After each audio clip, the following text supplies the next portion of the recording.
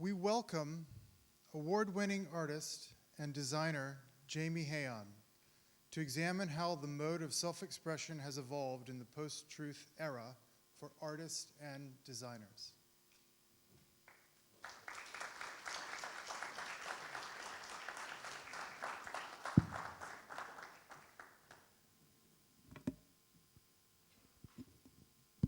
Hi, everyone. Is that working? Yeah? All right, great. Well, thank you for being here. And thank you for inviting me. Oh, that's nice that I have it here. Great. Well, thank you for the presentation. And Nico and the organization, Delfina, thank you so much for inviting me. I'm quite excited to show you a little bit what I'm up to. I put a lot of images here. So just to definitely try to inspire you a little bit in this morning in Rome. Actually, I come from Madrid. I come from Spain. And Spain has been, since my past, around my brain, definitely on the origin, on how, traditions have been affecting us in everyday life, yeah? For me, like when I was a child, I was like surrounded by, obviously, architecture, paintings. I was like a fan of going to the museums with my parents. And I was always like observing around. And always like trying to definitely learn from looking at things and getting inspired, every day at least in my youth, it was always like, I was curious about all this art and everything that came from my country. I work in Valencia today, which is on the coast of Spain. I come from Madrid originally, and I also have a studio in Italy. Parlo anche italiano, pero today I speak English, right? So this is my studio. It's kind of, I work with many different type of medias. And what I wanted today is to show you a little bit, what really inspires me and what really moves the force of the work I do. One of the things I really looked at it was always like the flora and fauna. I was always inspired by nature, animals, things.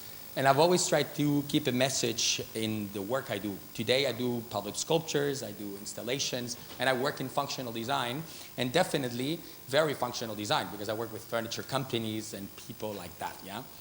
In general, I use all that inspiration to create different kind of things, like tapestries, sculptures, different type of elements, which actually have been in different institutions. This is a case, for example, of the sculptures that are shown with the plinth having a movement in Atlanta in the High Museum. As you can see that it's not just showing the sculpture, it's also having an interaction, with the people that actually go around. So my work has always been in between things, in between architecture and playfulness, in between objects that you can see and observe, and also definitely into having this idea that things are not just what they are. They're actually there to be, played in a way, yeah? So I've always felt that the things that are in the hybrid, in the middle, have always been interesting, in between, ugly and beautiful, in between kitsch and horrible. These kind of things have always inspired me to get inspiration to create things that you can interact with in a completely different way.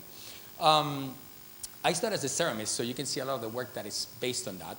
I worked with my own sort of style and draw all the time through these medias.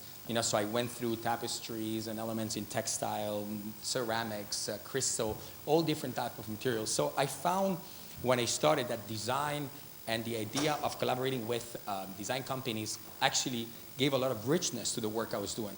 Because the idea of not only working with limited series with like institutions gave to me this sort of freedom also to be going from one field to the other.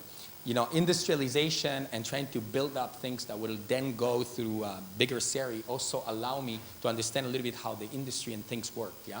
But in general, I always try to bring up my style through the things in a very free way, yeah?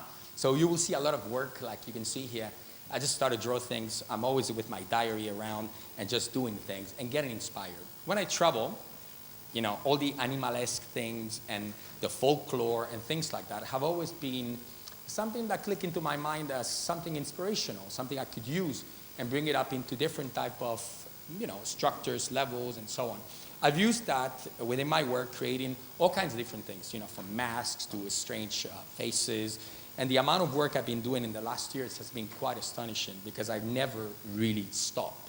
I'm all the time trying to produce something, learning from something. And I feel It doesn't matter if it's an installation in which people can interact to. It doesn't matter if it's an object. What I like is that the things actually make you learn from one to the other. Yeah. Many times they ask me, what is it that you want to say, a set of design? And I said today I'm talking about narrative. You have a chair. This is a chair I designed for a Danish company. And you can see immediately what is the gesture that you have in there. It's just more than just functionality. It's also about, telling something. For me, I can never see this chair in the same way because I see two penguins, going into each other. I always saw this chair as a chair that wants to embrace you, yeah? I call it a cat chair, so I always see this chair trying to catch you, yeah? So this is the kind of thing I want to communicate today. This idea that design is not only about functionality, and I said not only, but also it's about, having a reference, having something behind.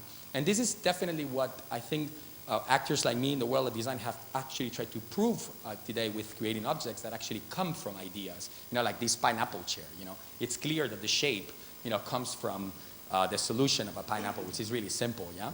At the end of the day, without that theme, there is no thing. Like this chair, I create these dinosaur things, and then that chair came out. It's a little bit weird, but it actually came from there.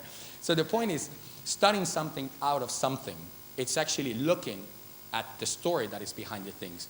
For instance, sometimes, like this project is quite interesting, is all these filaments are made of 300 kilograms of PET bottles, which actually became at the end a nice object, from actually a lot of, rubber and ugly things became something quite more interesting.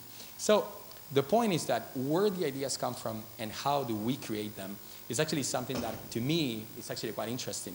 The way I work is really simple. I just have a sketchbook all the time. I do prototypes and things and put them together to create then all the different typologies of things I do.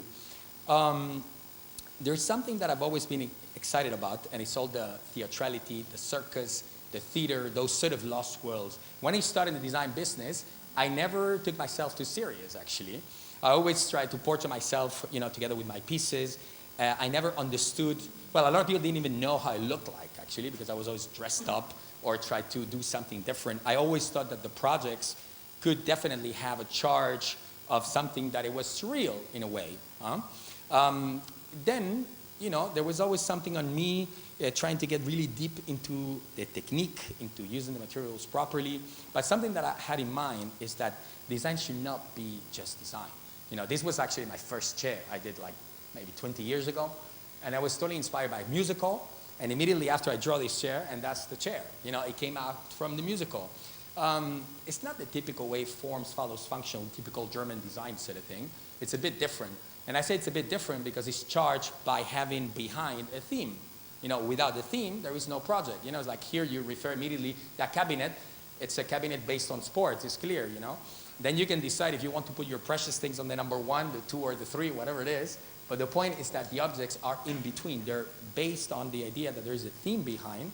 And without that theme, there is no project, yeah? And sometimes these themes can be surreal. If you see these vases, for example, they're inspired on African tribes, yeah? And they're actually, Africa and Murano glass have nothing to do together. So the idea of combining something that is so, kind of, rustic and kind of heavy, that normally is made of wood or comes from these sort of like, more, let's say, tribal origin, into something so delicate and liquid and transparent, such as Murano, it's quite interesting. So, to think about contrast, to think about discovering by applying your artwork and your projects into something that is not typical, that is actually irrational, it's actually something that excites me. This is why sometimes I collaborate into fashion, I go into design, and I try to bring up maybe some ceramic patterns into textiles. So this idea of traveling from one thing to the other is actually something that always had excited me. I feel this is actually what makes me wake up in the morning and go and say, it's not just, following what the client wants to do, it's also following what you want to do. A lot of you come from the world of arts. Me, I'm in between functional design and definitely creating things that definitely don't have any function. I always said to me that the difference in between one discipline and the other is definitely the function. My first vases, if you take that vase and you don't put some holes in it, it's just a sculpture. If you put some holes in it, definitely there is the possibility to put a flower on it, even though it doesn't have to be used. Yeah? A lot of my objects, they're just there as objects, What I try to do every time is try to learn by doing. This is actually probably like the thing that drives me the most. And sometimes I imagine a sensation. You know, this table, for example, I was trying to explain yesterday to someone in Barcelona, and I said, you know, when I made these tables, like I call it the Explorer. So it's like sort of like this, you know, explorer thing going into the moon, sort of fallen, and it has these legs going like. Brrr. So this perception is what I imagined before creating the piece. Then you look for the materials, you look for the contrast in what you use, and so on. And this idea is actually what drives at the end the possibility to create these things. Without having a sensation behind, without having a theme behind, without having a technique behind, there is definitely nothing. Yeah. Something that I liked very much is history and culture. I try to look at things that surround me and get inspired by those and try to transform them into installations in which design takes place. So something like an alchemist, for example, in the old time could be something new suddenly because you create a cabinet around it, you create vases and things. So to me, this idea of looking at things that exist, that are around, that become themes, you know, to create installations and things. For instance, this was a chess game I created in London, in Trafalgar Square. And, well, it was quite funny because the Spaniards, like me, we lost the battle, yeah? So this square actually commemorates that. But it's interesting, you think about the theme, it's like, you know, it was a strategy theme. So strategy immediately was actually the theme to create a chess game. I thought like it was perfect, and also the chess game is very English. So to create an installation in London in the center of Trafalgar Square, having this sort of link immediately makes sense, yeah? So I just draw like a, you know, kind of 2-meter, you know, chess game, and people could go and play in it. And this was interesting. This was my first actually design, you know, aside of that chair that you saw. And this was interesting because it was a design without designing anything, you know? And this, I understood something, and that was 20 years ago when I opened my studio in the year 2000. I had this company ask me to make a cabinet, and he said, well, it had to be functional, and, you know, functional cabinet is just a rectangle, 50 by 50, modular, whatever, and you have to put legs. I said, well, put whatever leg you want. You know, so I asked a lot of my friends to send me a photo of their legs, not their legs, but their legs in their house. And I got a whole bunch of legs, and people could choose the leg you want. If you're super eclectic, you put the ones you want. If you don't want to put any, or you want to put 2 Japanese sort of inspired legs. So then I understood that design, it's almost something that you hardly decide, really. Like, it could be also something that the people can decide. And sometimes, as a theme, I also look at very kind of classic things. You know, for example, I work with this company that made figurines in my country.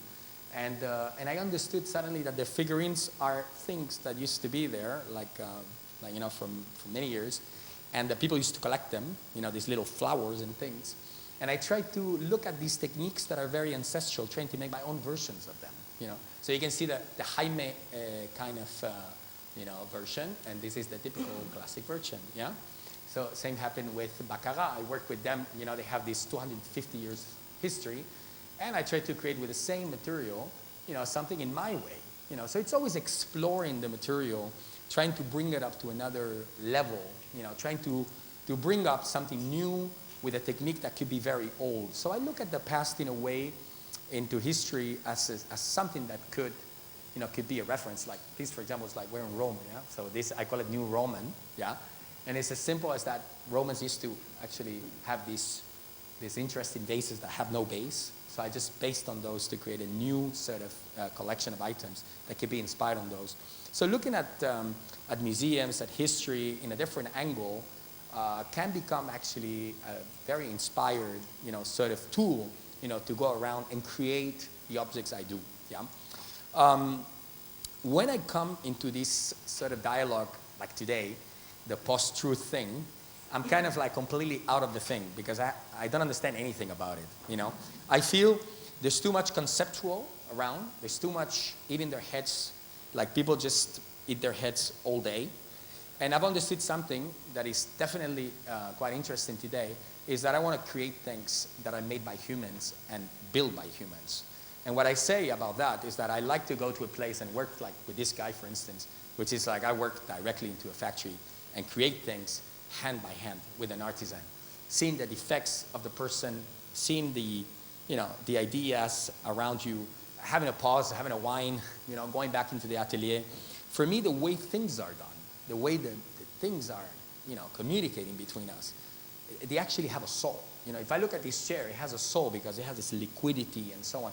When we live in this era in which everything is computerized, you push a button, you make a thing in 3D in 2 minutes, especially my discipline, you lose the soul completely. And I believe that the soul is actually there to be discovered. And it's also in front of us. Also, not, you have these artisans that they have no idea what to do. So I've realized that design is also, for me, like a sort of a tool to work with people and learn from techniques that are almost like about to disappear. Like you have this technique here, like it's typical in my country. You have the terracotta. I just use that technique to make new things with it. Suddenly you have a new life, from this technology or this craft, basically. So this is why I go around the world and I learn by doing.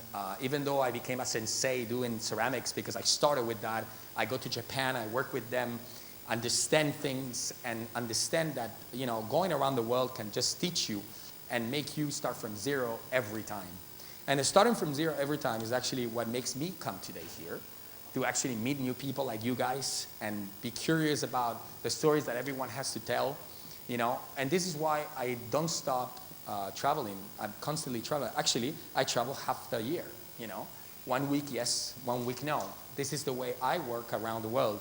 I like this way of living. It's sort of like, where do you live? I'm not sure where do I live, because I live in many different places. At the same time, I have a base, and I dream about things. I dream about the bed I want to have.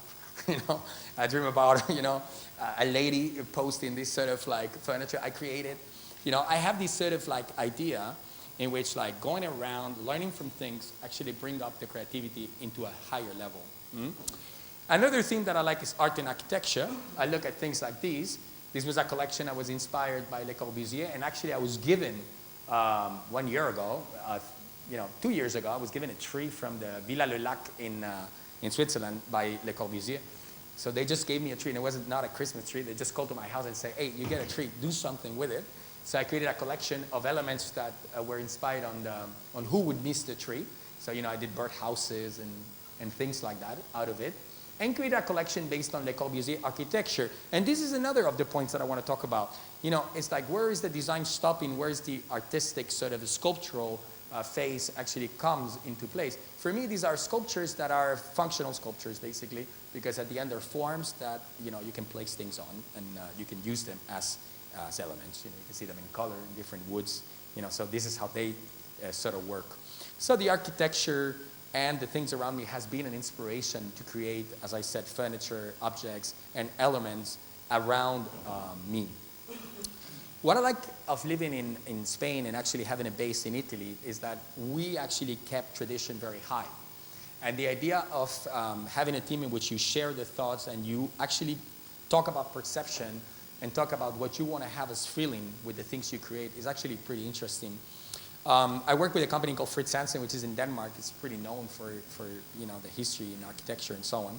And with them, I've always talked about what is it design and how the exercise can be actually really deep. When you design a sofa, it looks like a simple thing, but you have a lot of parts, you have a lot of curves in there, you have to design in 360 degrees. There's a lot of details. There's something about color that change definitely the perception of even a sofa. So going from designing something so precise as a furniture piece, and then going into something that is sculptural, like, as one of those installations, actually makes you understand, what are the different things you can get from those different phases to actually, express what you want to do.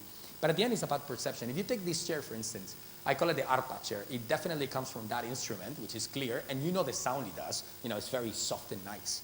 Well, this is the same sensation I wanted to have when you sit on it, So you have this really emptiness, but then you have these feathers, so you feel the same way that sound makes us feel. So this is the point of what I'm talking about. It's like where the inspiration comes from, how do you play with that, how do you bring that into context? That has to do a lot also with color, has to do with material. So not just these things just happen out of the blue.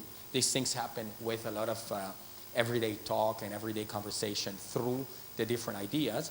It's like this. This is rattan, and if you take a chair in rattan, if you see how it's done, there's a lot of strings and everything. Well, this is dignifying the rattan. Basically, you get the strings away, and it looks like wood, So suddenly, there's always a theme behind. There's always something that is in your mind, and it becomes, something quite special.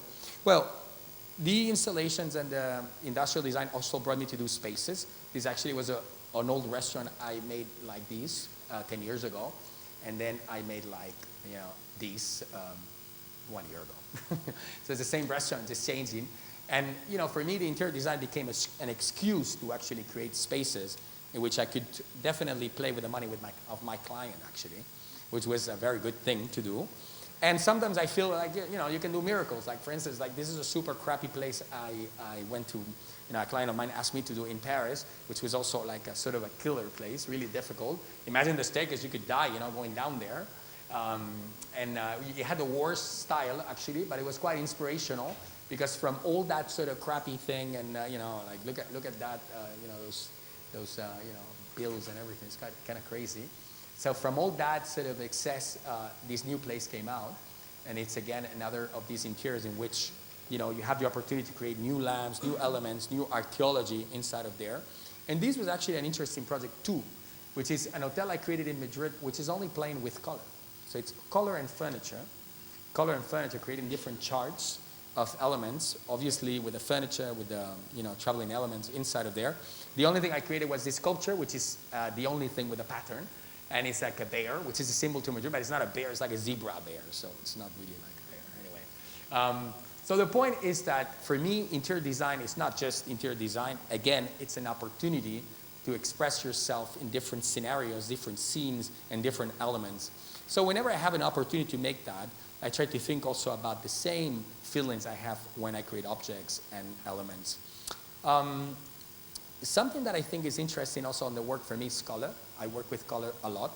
And the idea of combining that in an interesting way is actually something I feel a lot and I think a lot. But at the end of the day, after all this journey of like objects that I just show you in 25 minutes, at the end, I just want to be myself, And I came here with just one purpose, and it's to meet you people. I feel like the most important thing is to be you, and that everyone is themselves. And it's not a selfish position. It's just like if you love yourself, then you will love everything around you. And to me, I was always this guy that was a little bit, Dr. Jekyll, Mr. Hyde. So I could be the guy with the green chicken rocking chair, which is completely out of the blue. Or I was the guy that could sit down, and think about objects of design. I was always in between things. This is why I started my conversation with this idea that the hybrid, the sort of not easy to describe, the idea of the unexpected description is actually something really powerful, something really strong. I always felt that everyone that it's hard to be described, as some of you, it's actually beautiful. Why should we be described, There is no reason to describe ourselves. Today I work with institutions, museums of art, in which the creators from the art institutions, they want to have my work on it. And some of them go, no, but he's a designer. And we should put him in the decorative arts thing. And some of them, no, whatever, just put him there. It doesn't matter what you do. It doesn't matter who you are. The important thing is like what you want to say with what you do, yeah? And the integrity of that. So for me, I'm this guy that is like, as I said, Dr. Jekyll, Mr. Hyde, because I can do furniture, which is actually very precise, and spaces and things that work, yeah? On the other hand, I don't care about making the most crazy thing undescribable, because it doesn't matter. The important thing is that I'm really attracted to that. I'm attracted to the idea of the combination of both. And that combination is the richness. So I love this image because it's actually like me, I could be like that, or I can be like that. So this is typical me. I work in Spain, and I think Spain has actually gave me this sort of energy from the Mediterranean with color, with the idea of not taking everything too serious. Sometimes I go to Milan and I see all these like really like serious like designers. I don't know what they're looking at. And my furniture will never hurt you because you go around it and you never have any edges. If you have kids, perfect furniture. You'll never hurt them. So I believe in this idea of like that we have rounded forms and that we should have things around us that have sort of rounded forms. The way I work is very simple. I put a lot of things on the wall, like papers and things that inspire me. And I have a lot of colors and a sketchbook and an agenda. That's my office, actually, the way I work. And I definitely work with people and friends to create things. And we never have this sort of like studio office sort of plan. We sort of talk about things and ideas constantly. We eat together. We discuss together. We're always trying to share thoughts constantly. And I think that makes it very exciting. You know, it makes it quite energetic. And I think that actually gives a motive to wake up every day and look at things in a different angle. And I live in nature. As I said, I live in Valencia with the Mediterranean. And that gives me, as I said, like good energy as this city. You know, it gives good energy because of the sun and because of the beauty of it. My name, I was really lucky because my name is like Jem. So that's a good name to meet other people. You know, so it's not too bad. And this is the Mediterranean, that's where I live. And this is it. I just want to introduce myself in this way. I hope you enjoyed this, you know, I don't know how many images. And I want to thank you very much for following this thing. Thank you very much. Thank you.